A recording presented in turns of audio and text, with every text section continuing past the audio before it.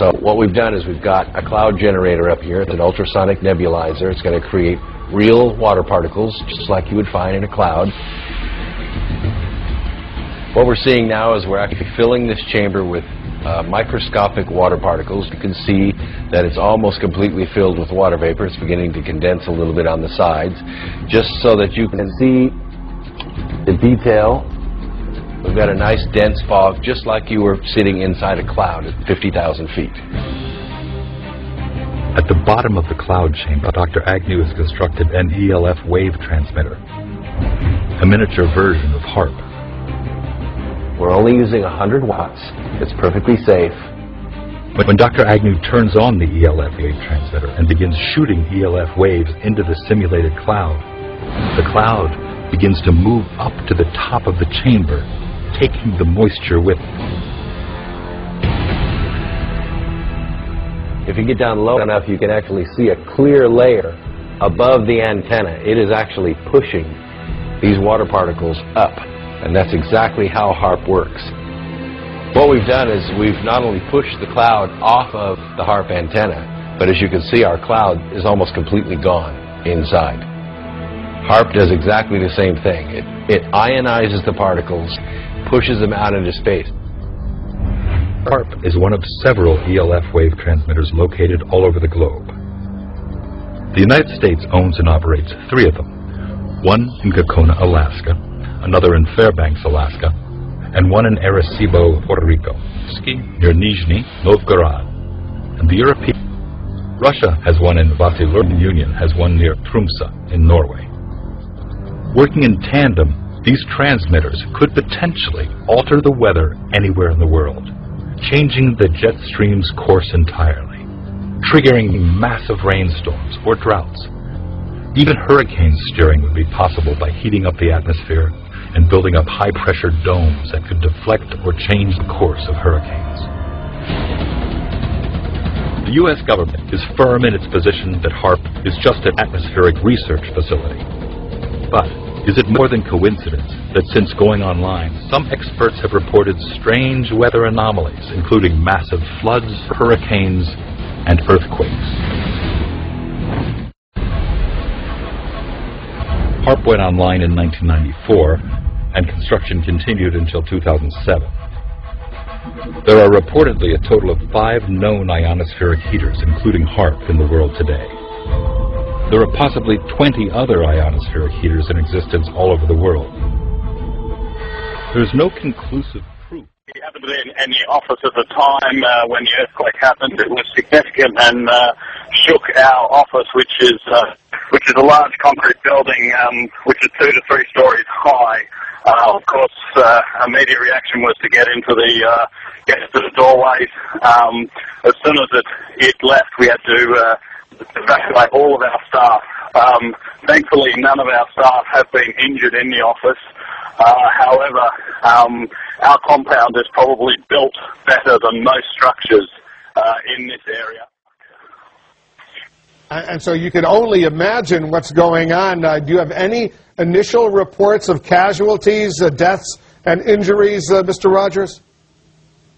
No, unfortunately, we haven't been able to get any information per se. We have been in contact with our staff who had left. Some staff had left for the day, and we are trying to gather information now. Staff who has now tried to leave the compound had to return. There was another subsequent aftershock, which was significant and is bringing down extra earth and landslides onto the road, so it's unsafe to move at this moment in time. What I can hear is very distressed people all around in the neighbourhood that we are in. There is a lot of distress and wailing of obviously people trying to find loved ones who are trapped under building and rubble. All right, so you're basically hearing... Correct. I mean, obviously the Haitian authorities will be trying to respond the best that they can, but all power seems to be out in Port-au-Prince. It is obviously very dark at the moment. There are some houses lit up that are obviously using their own generator. We ourselves, as a compound, have our own generator. Of course, we can't enter our office because now there is significant amount of water that has spilled in the office, and we're unsure whether or not there is a live case. The president shortly after 9 a.m. in Hawaii, where he's spending his Christmas vacation. NBC's Chuck Todd is there with more on how the White House is responding tonight. Chuck, good evening to you. Good evening, Carl. Well, as you noted, the president did receive word about this incident about 9:30 this morning, Hawaii time. He's been doing a couple of secure conference calls with his chief counterterrorism advisor, John Brennan, who is back in Washington, and his highest-ranking national security advisor official here, Dennis McDonough, who's chief of staff of the National Security Council. He's received 2 updates so far. He's going to get a 3rd one before the day is ordered, sort of real-time information as they've been getting information during the interrogation process of the suspect, who, of course, is now detained, Carl. Chuck, we know this is the president's and his family's. Many of them are being used as weather weapons, though they do have the ability to manipulate the ionosphere. And that brings us to something else. December 2001. Scientists at NASA's Ames Research Center in Palo Alto, California, make a discovery. In studying more than 100 earthquakes with magnitudes of 5.0 or greater, they find that almost all of them are preceded by electrical disturbances in the ionosphere. Could there be a connection to Haarp, or a facility like it? To say that Haarp can artificially excite the ionosphere in such a way to cause an earthquake, well, it alarms me. Dr. Agnew experienced the power of ELF waves firsthand back in the 1980s. He was hired by an energy company to locate oil and gas using the same kind of ELF waves at much lower frequencies to carry out his search. It's a process called earth tomography. During one particular incident, Dr. Agnew believes his use of Haarp-like ELF waves accidentally triggered an earthquake. It was in the spring of 1987 we arrived in Roseburg, Oregon, to use our ELF technology to search for oil and gas. Setting up that day had a little bit different results than we expected, because the instant that we energized it, there was between a 4 and 4.5 on the Richter scale earthquake that occurred. We were so amazed about what seemed to be cause and effect. We get to an area that has a high propensity for earthquakes, in an area known as the megathrust of the Pacific Northwest. We turn it on, and an earthquake occurs. Dr. Agnew demonstrates how he may have triggered the quake. This is a scale model of what the area looked like in Oregon when we scanned for oil and gas in 1987. The strata right here represents the megathrust area underneath the ground. The rock represents a potential energy set up in the ground from a tectonic stress. What we're going to do is introduce ELF waves and demonstrate that it can in fact trigger an earthquake.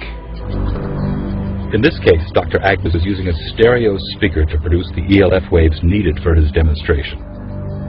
ELF waves, extremely low frequency waves, are just like a subwoofer.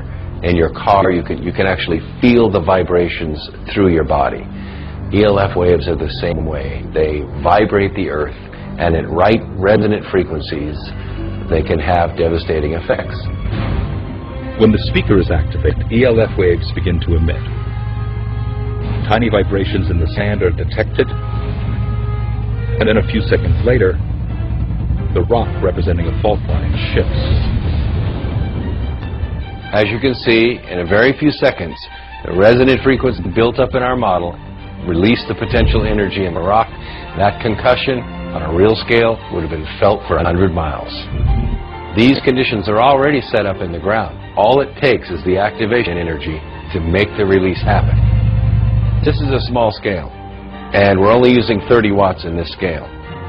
When Haarp's broadcast array in Gakona, Alaska sends pulses of ELF waves into the ionosphere, the waves get reflected back down and pass through the earth and ocean. If 3.6 million watts of ELF waves were purposely or accidentally aimed at an already unstable fault line, it could, according to Dr. Agnew, cause a tremendous earthquake.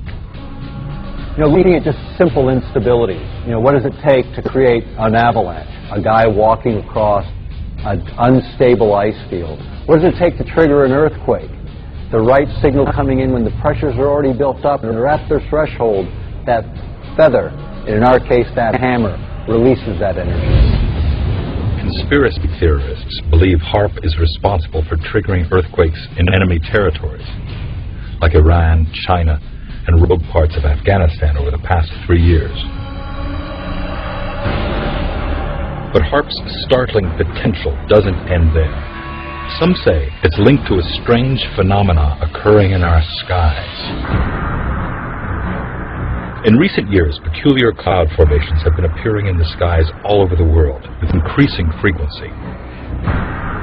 I think most of us in North America have wondered at these plumes crisscrossing the sky in grid patterns, parallel rows, and the now familiar X's. And many of us